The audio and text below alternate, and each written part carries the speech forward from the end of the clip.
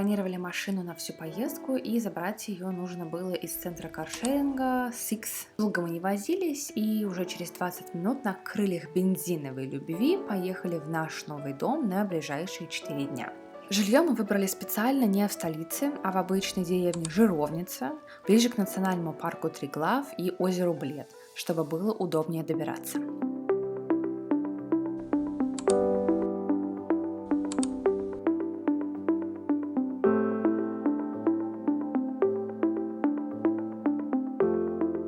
Первая остановка – это ущелье Пуклюка. Находится в национальном парке Триглав, и если добираться из Любляны, то нужно рассчитывать на минимум час пути.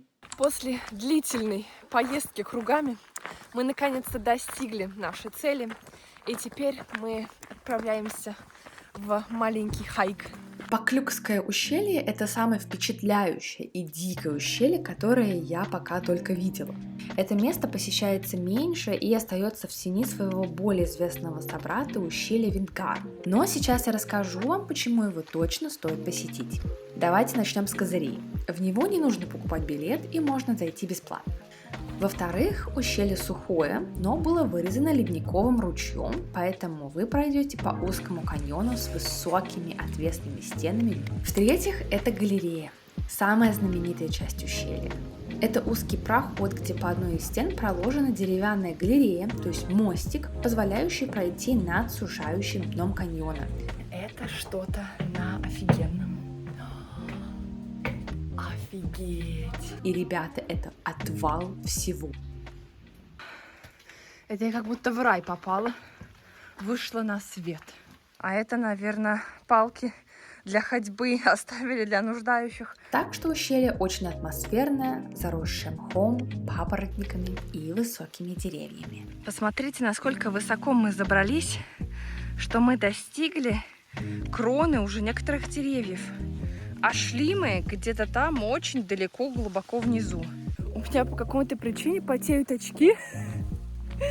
И непонятно, мы мокрые, потому что жарко, или мокрые, потому что здесь идет дождь и влажность. Но тропа все еще ведет вверх.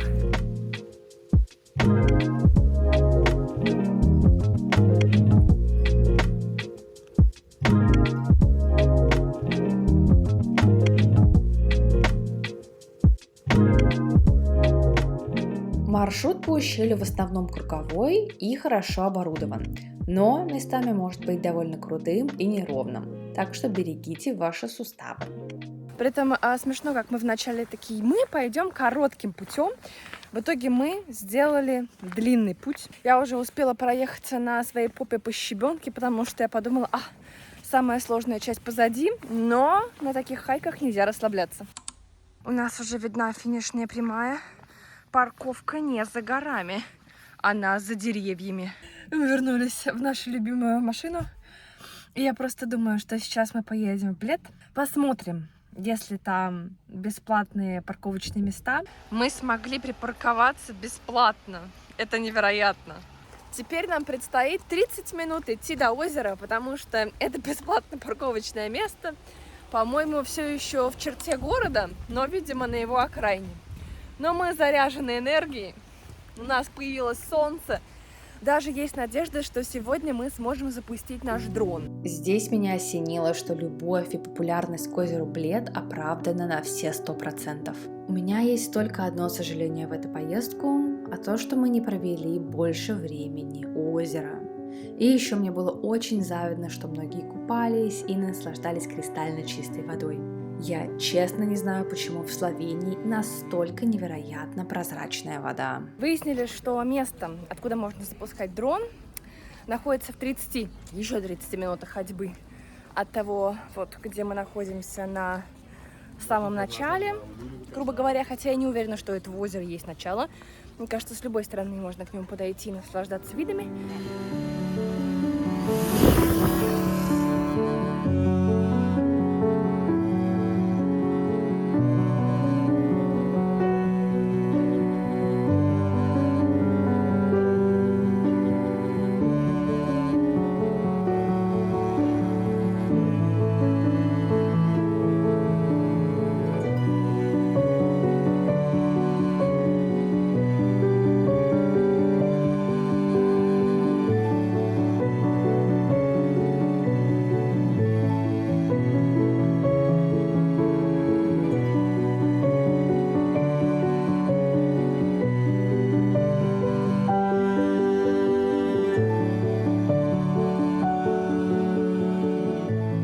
Наш летающий зайчик вернулся домой. Наши планы резко поменялись. Мы посмотрели, что с того момента место, где мы сидели, всего лишь 24 минуты, чтобы дойти до этой платформы. Поэтому мы отправляемся сейчас наверх 120 с чем-то метров. Нам нужно подняться. Я думаю, мои ноги офигеют в край. Саундтрек. Приближается вечер, и вода становится еще более красивой. Отваливаются ноги. Повторюсь, уже ступни отвалились давно, а теперь еще отваливаются и колени.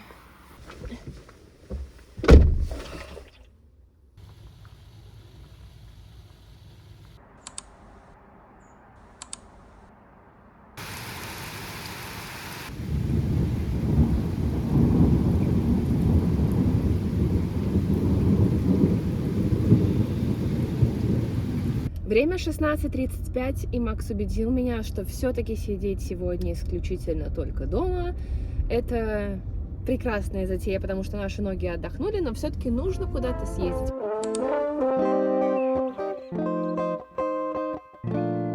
Здесь так высоко, что мы уже практически даже в облаках. То есть вот эта вот туманная облачность, мы сначала думали, что это просто туман, но нет, это именно уже облака. Здесь так красиво.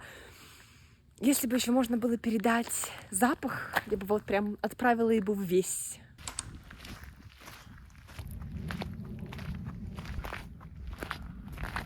Кажется, что за вот этим вот холмиком заканчивается мир. И эта церковь последнее, что осталось.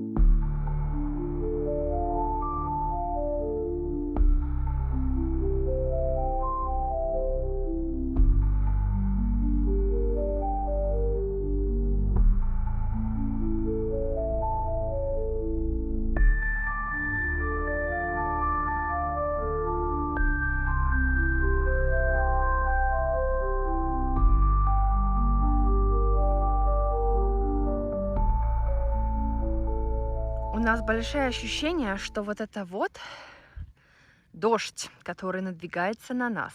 Давайте посмотрим, придет ли он к нам. Мы продолжим исследовать расположение вокруг церкви и посмотрим, куда ведет вот нас эта дорожка. Мы тут философствуем, что это вообще за конструкция. Они в рандомных местах, в горах. Если кто-то знает, напишите в комментариях. А рядом с ними растет, между прочим, либо цукини, либо тыква. Вы посмотрите, куда заводит нас дорожка. Я называю это очень spooky. Very spooky.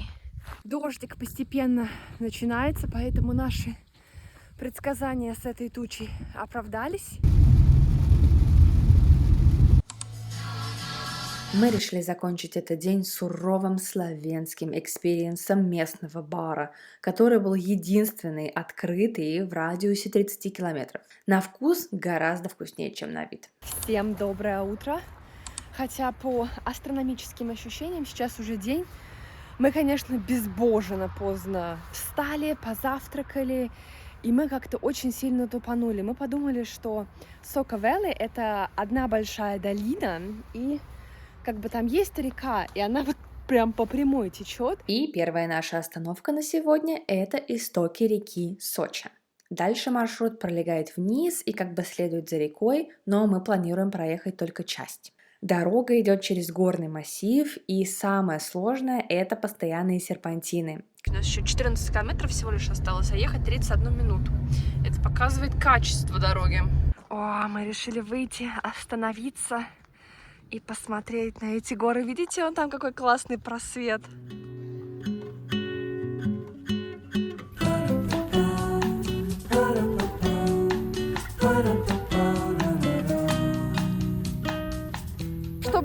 сказали, это очень красивое, прям волшебное место, но я здесь бегаю по коровьим какашкам. Просто вы гляньте на это, они везде. Идем обратно уже к машине, поедем дальше, нам еще минут 35 до истока Socha River, или как я выяснила, называют все-таки Socha River. Здравствуйте, уважаемая. Вы, видно, желаете познакомиться с нами? Мадам.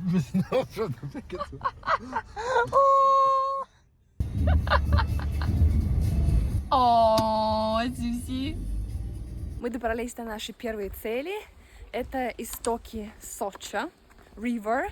Max drove serpentine. Absolutely amazing. I'm very proud of him because he did really good job. Sag mal, how many were there? 50? 50. There were 50 turns. 50 поворотов. At least 50, because only the large ones were counted, I think. Yep.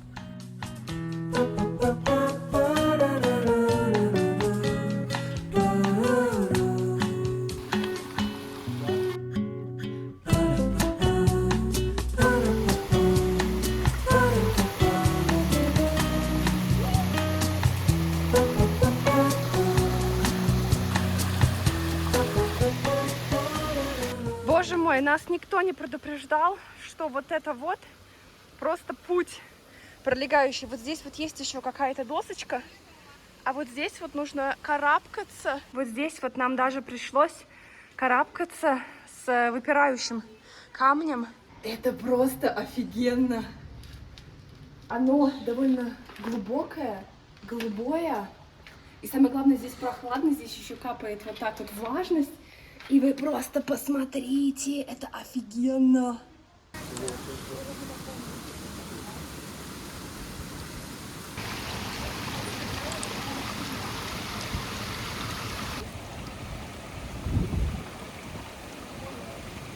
Ow! I think it bit me. I didn't know they can bite, or at least it scratched me a bit. Шикарнейший маршрут. Я офигела где-то посередине от сложности.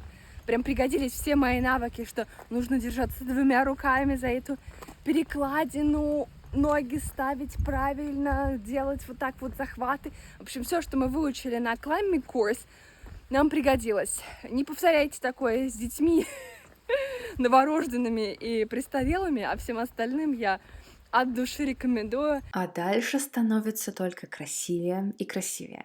Тем более, что мы съезжаем со склона горы, и невероятных пейзажей открывается все больше и больше. От истока Сочи до Великой Куритки можно доехать примерно за 30-40 минут, если вам, конечно, не будут преграждать путь коровки. Камера не передает, насколько там чистая и голубая вода, но она, кстати, очень холодная. Именно с таким видом мы решили, что пора перекусить. Вы знаете, в такой знойный день, когда жара под 40 градусов и охлаждающая вода – это единственное, что может меня спасти, вот это вот чувство, оно сегодня отсутствует. Поэтому я в эту воду прыгать не буду. Но здесь есть отважные люди, которые в нее сигают. Завидую таким людям, которые поплавали в такой прекрасной воде. Мой удел был посидеть на камушке, посмотреть на птичек и туристов. Тут, кстати, очень мокро, так что имейте это в виду. Конечно, больше часа здесь делать нечего, но если бы вода была теплее или было бы горячее, в принципе, воздух, можно было бы попробовать проплыть. Здесь, как обычно, много машин. Сама вот эта вот река, она, конечно, длиннее, но вот этот вот отрезок, где мы сейчас находимся, он довольно короткий. Предпоследняя остановка на сегодня находится в 20 минутах езды, и это водопад Бока. Честно скажу, я уже устала, но в то же время мы все время сидим. Я устала только потому, что у нас сегодня какое-то такое вот движение. Водопад находится довольно высоко, поэтому туда снова придется карабкаться. У нас очень элитные ступеньки. Это, вы знаете, еще хорошо, потому что ступеньки есть. Сравнивая с тем, как мы шли к истокам Сочи, там мечта о таких ступеньках была.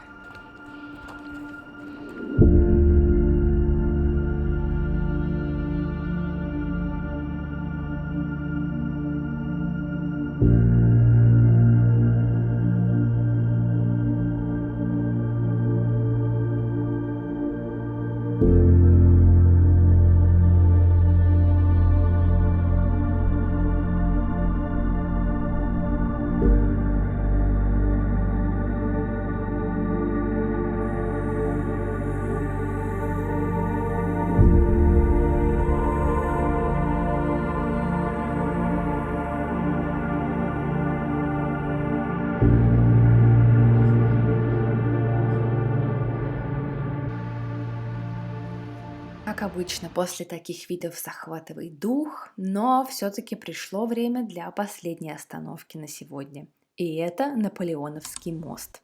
Пойдем сейчас, надеюсь, этот супермаркет все еще открыт, потому что нас ожидает очень долгая обратная дорога, минимум 2 часа. Воды у нас никакой, время уже 19:20 с чем-то, поэтому нам нужно запастись хотя бы водным провиантом. Мы успешно закупились. Я купила какой-то местный напиток. Кислое молоко. Я надеюсь, что оно кислое. По моим внутренним ощущениям должен быть похож на айран. Не айран, но что-то похожее на кефир. Путь домой пролегает не быстро. Я не знаю, какими проселочными дорогами ездят словенцы, но по ощущениям у них нет автобана вообще. Мне кажется, 80% пути мы ехали просто по какому-то лесу, без фонарей, без разметки, дай боже, там какие-то были вот показатели по бокам дороги, короче. У меня переживания, у меня уже были практически седые волосы, я не представляю, как бедный Макс все это пережил. Короче, мы вернулись, мы счастливы, мы голодные, я просто думаю, господи, слава богу мой, мы доехали. В наших лучших традициях время 11:29. У меня есть с собой Кока-Кола на первые 45 минут поездки. Самый лучший звук с утра. Мы, конечно, опять протупили. Или нам не повезло, мы приехали. И автобус, на который мы рассчитывали, ушел 10 минут назад. А следующий автобус, по идее, через 1,5 часа. Но в каком-то неофициальном расписании написано, что он через 15 минут, поэтому мы не знаем, чего ожидать. Вот здесь вот такая вот шикарная парковка, большая, 5 евро в день. Наш план на сегодня – это Багинское озеро. Багинь – это сердце Триглавского национального парка, так что, к сожалению, дрон запускать здесь нельзя. По сравнению с озером Блед, здесь совершенно другая атмосфера. Во-первых, меньше туристов и масштабная суровая альпийская природа, потому что озеро находится в Юлийских Альпах. Спускаемся сейчас к Багинскому озеру. Max, what do you say about the water? Not very cold, I'd say. Yeah? Nope. But we didn't take any swimsuits. Мы решили, что сегодня, во-первых, по прогнозу погоды был обещан дождь, поэтому вы видите, как я одета. Совершенно... О, рыбки! Вы только посмотрите, какие огромные рыбки. Не зря здесь столько рыбаков.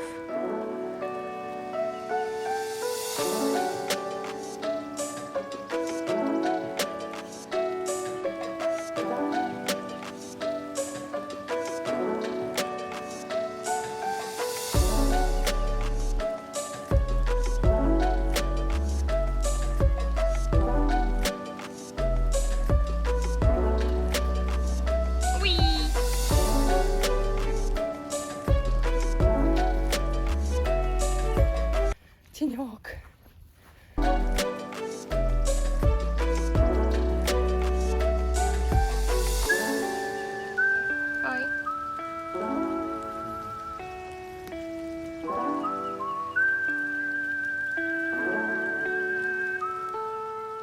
Мы внезапно выяснили, что мы еще должны заплатить за вход на эту великолепную территорию.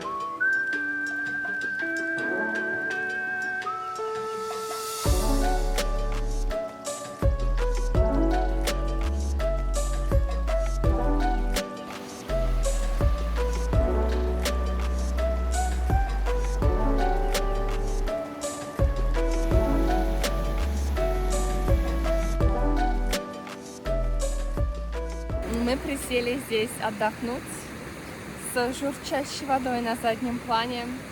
Выяснили, что, оказывается, Макс точнее, потерял свои часы, которые он оставил на скамейке, когда мы намазывались солнцезащитным кремом. Тут у нас уже прошел дождь, прошел второй дождь, было солнце, была радуга, был третий дождь. Знаете, я недавно посмотрела видео, в котором рассказывалось, что вся вода, которая существует на планете, это вся та вода, которая существовала миллионы, миллиарды лет назад, и по сути ничего не изменилось. То есть мы пьем ту воду, которая была в динозаврах. И меня все время такие моменты так накрывают, где я думаю: вау, а мы должны платить налоги. Наш путь пролегает через ущелье Масницы к водопаду Масницы. И, честно сказать, этот путь гораздо красивее, чем сама цель.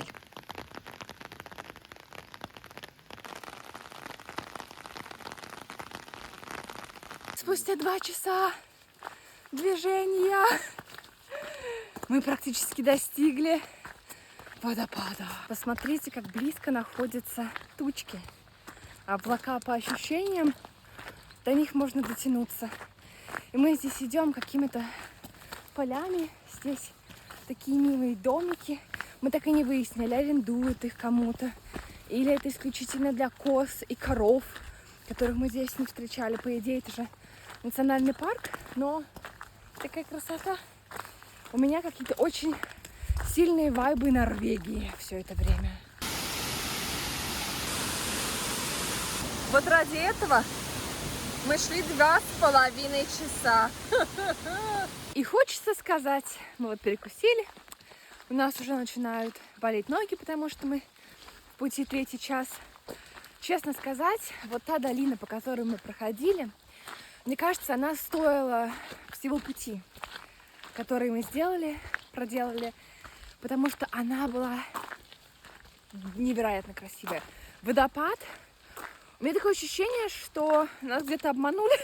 Там вокруг него корни, сесть нельзя. У нас еще шел дождь, как и в данный момент, поэтому мы на него посмотрели от силы минуты 2. Сделали какую-то очень стрёмную фотографию, точнее, нам ее сделали, и потом обратно прошлись по долине. You are the next avatar. Как мы здесь бежали на автобус, точнее, мы думали, что опаздывали. Теперь мы заплатили богине не только часами, но и кровью. Короче, я упала, вернула себе, как я думала в тот момент, лодыжку, но лодыжка оказалась нормальная, благодарю свои ботинки, но в итоге у меня теперь окровавленная коленка, порванные леггинсы. Но зато смотрите, по какой красивой улице мы идем. Макс несет мои 2 рюкзака, за что спасибо ему. И мы хотим посмотреть, вдруг его часы все еще там лежат. Somewhere.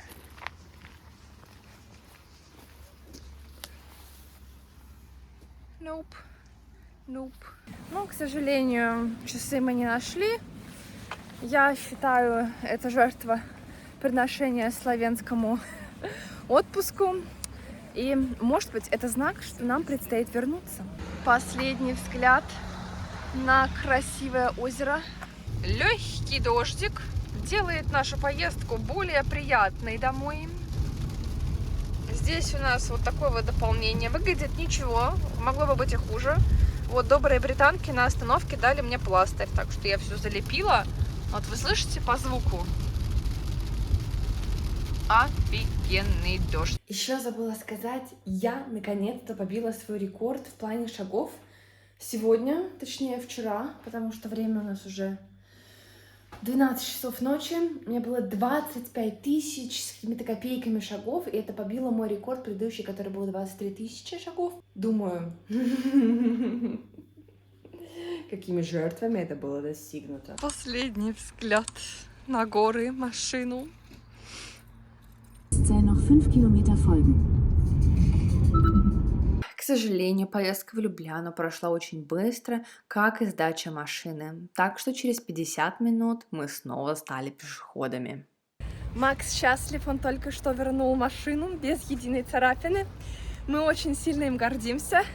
И мы уже сложили наши чемоданы, как вы видите, Прекрасная погода сегодня в Любляне. И теперь у нас есть меньше 2 часов. Мы пойдем погуляем по центру Любляны, который здесь на самом деле очень-очень близко от железнодорожного вокзала.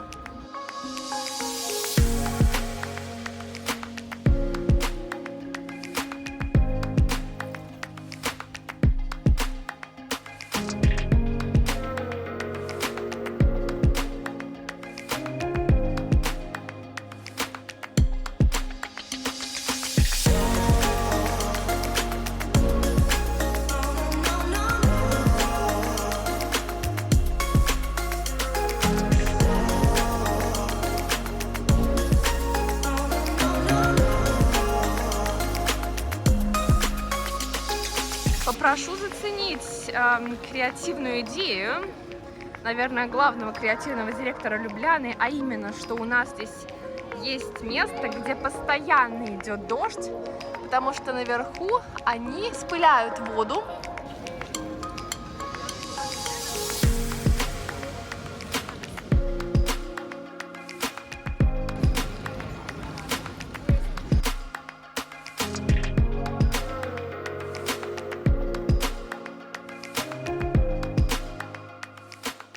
Эти две красивые открытки будут для моих прекрасных друзей, которые сейчас заботятся о моих растениях. А вот эти две открытки будут для меня и моих родителей.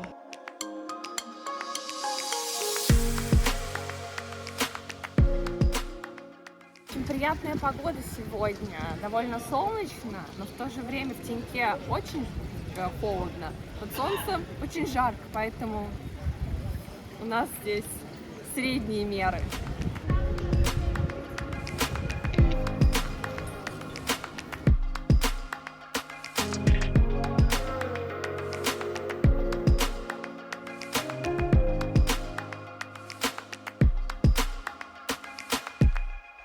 Мы идем здесь немножко другим путем, тоже рядом с рекой, но уже в сторону нашей автобусной остановки.